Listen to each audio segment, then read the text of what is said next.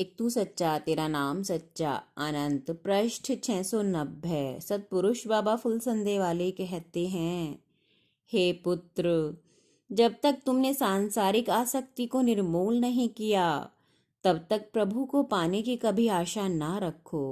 हे पुत्र, राजाओं और बड़े लोगों के संसर्ग से दूर रहो, क्योंकि इनका मनोभाव छोटे बच्चों के समान अस्थिर तथा इनका प्रताप बिगड़े हुए बाघ के समान जानलेवा और घातक होता है।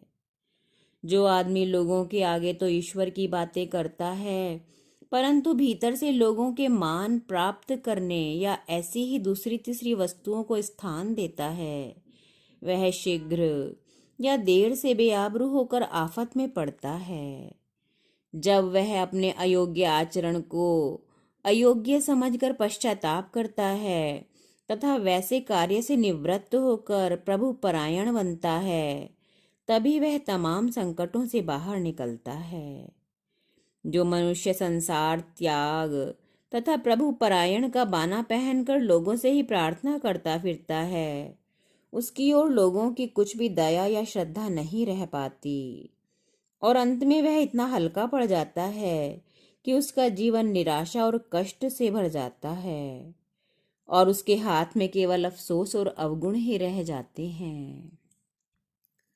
लोगों के आगे अपना दोष स्वीकार करने में जिसको लेश मात्र भी संकोच नहीं होता, इतना ही नहीं बल्कि इसमें जो अपना कल्याण देखता है, अपना सत्कार्य दूसरों के सामने प्रकट करने की इच्छा नहीं करता तथा जो दृढ़ संकल्प वाला है, वही सत्यनिष्ठ और सच्चा साधक है। जो मनुष्य साधना के लिए तैयार होता है या इच्छा करता है, उसको रास्ता दिखाना तो प्रभु अपना आनंद तथा प्रथम कार्य मानते हैं। ऐसा काम करो कि प्रभु के प्रीति पात्र बनो। संसार का प्रीति पात्र बन जाना तो अधोगति में ही जा गिरना है। यही अंतिम और सारभूत बात है। ईश्वर की महिमा जानने वाले लोग सदा प्रभु कृपा रूपी अमृत सरोवर में मगन रहते हैं। प्रभु के निर्मलता पवित्र रूपी सागर में वे बार बार डुबकी मारते हैं और प्रभु प्रेम रूपी अमूल्य मोती चक्षु द्वारा बाहर लाते हैं। इस प्रकार की विशुद्धि और अमूल्य सामग्री के कारण ही वे प्रभु दर्शन और प्रभुमयता प्राप्त करते हैं। चित्र को पवित्र करने जैसी कल्याणकारक साधना दूसरी कोई भी नहीं, क्योंकि यह चित्त ही चिंतामणि जैसे सब पदार्थों को उत्पन्न करने वाली भूमिका है।